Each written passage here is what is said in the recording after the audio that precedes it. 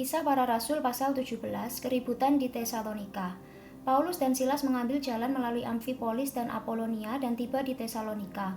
Di situ ada sebuah rumah ibadat orang Yahudi. Seperti biasa, Paulus masuk ke rumah ibadat itu. 3 hari Sabat berturut-turut ia membicarakan dengan mereka bagian-bagian dari kitab suci. Ia menerangkannya kepada mereka dan menunjukkan bahwa Mesias harus menderita dan bangkit dari antara orang mati. Lalu ia berkata, "Inilah Mesias, yaitu Yesus yang kuberitakan kepadamu." Beberapa orang dari mereka menjadi yakin dan menggabungkan diri dengan Paulus dan Silas dan juga sejumlah besar orang Yunani yang takut akan Allah dan tidak sedikit perempuan-perempuan terkemuka. Tetapi orang-orang Yahudi menjadi iri hati dan dengan dibantu oleh beberapa penjahat dari antara petualang-petualang di pasar, mereka mengadakan keributan dan mengacau kota itu. Mereka menyerbu rumah Yason dengan maksud untuk menghadapkan Paulus dan Silas kepada sidang rakyat. Tetapi ketika mereka tidak menemukan keduanya, mereka menyeret Yason dan beberapa saudara ke hadapan pembesar-pembesar kota sambil berteriak, katanya, "Orang-orang yang mengacaukan seluruh dunia telah datang juga kemari dan Yason menerima mereka menumpang di rumahnya.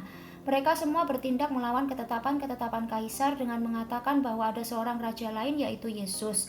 Ketika orang banyak dan pembesar-pembesar kota mendengar semuanya itu, mereka menjadi gelisah.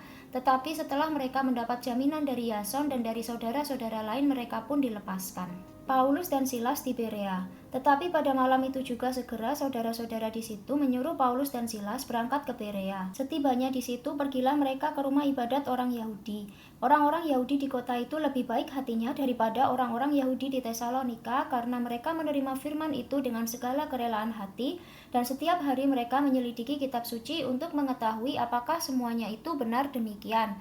Banyak di antara mereka yang menjadi percaya, juga tidak sedikit di antara perempuan-perempuan terkemuka dan laki-laki Yunani. Tetapi ketika orang-orang Yahudi dari Tesalonika tahu bahwa juga di Berea telah diberitakan firman Allah oleh Paulus, datang jugalah mereka ke sana menghasut dan menggelisahkan hati orang banyak. Tetapi saudara-saudara menyuruh Paulus segera berangkat menuju ke pantai laut, tetapi Silas dan Timotius masih tinggal di Berea. Orang-orang yang mengiringi Paulus menemaninya sampai di Athena, lalu kembali dengan pesan kepada Silas dan Timotius supaya mereka selekas mungkin datang kepadanya.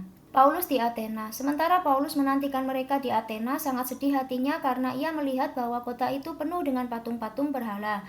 Karena itu di rumah ibadat ia bertukar pikiran dengan orang-orang Yahudi dan orang-orang yang takut akan Allah, dan di pasar setiap hari dengan orang-orang yang dijumpainya di situ. Dan juga beberapa ahli pikir dari golongan Epikuros dan Stoa bersoal jawab dengan dia, dan ada yang berkata, "Apakah yang hendak dikatakan si peleter ini?" Tetapi yang lain berkata, rupa-rupanya ia adalah pemberita ajaran dewa-dewa asing, sebab ia memberitakan Injil tentang Yesus dan tentang kebangkitannya. Lalu mereka membawanya menghadap sidang Areopagus dan mengatakan, "Bolehkah kami tahu ajaran baru mana yang kau ajarkan ini? Sebab engkau memperdengarkan kepada kami perkara-perkara yang aneh. Karena itu kami ingin tahu apakah artinya semua itu."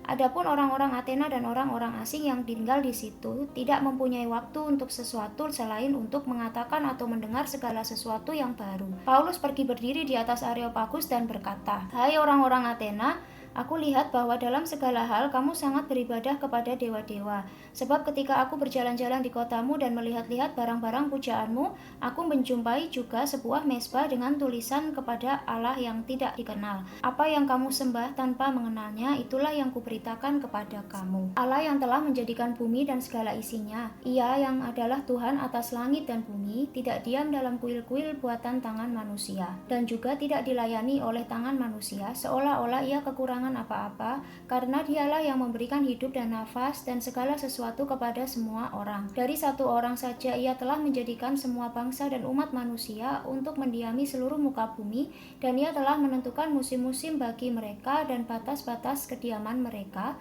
supaya mereka mencari dia dan mudah-mudahan menjamah dan menemukan dia, walaupun ia tidak jauh dari kita masing-masing.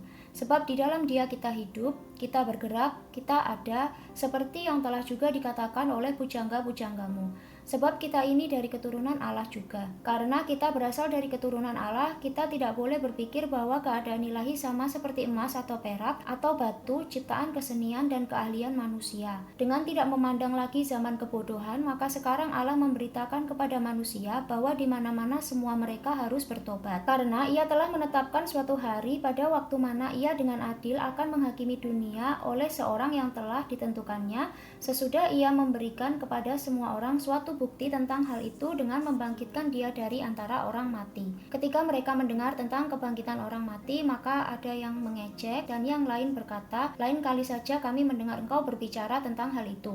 Lalu Paulus pergi meninggalkan mereka. Tetapi beberapa orang laki-laki menggabungkan diri dengan dia dan menjadi percaya, di antaranya juga Dionisius, anggota majelis Areopagus, dan seorang perempuan bernama Damaris, dan juga orang-orang lain bersama-sama dengan mereka.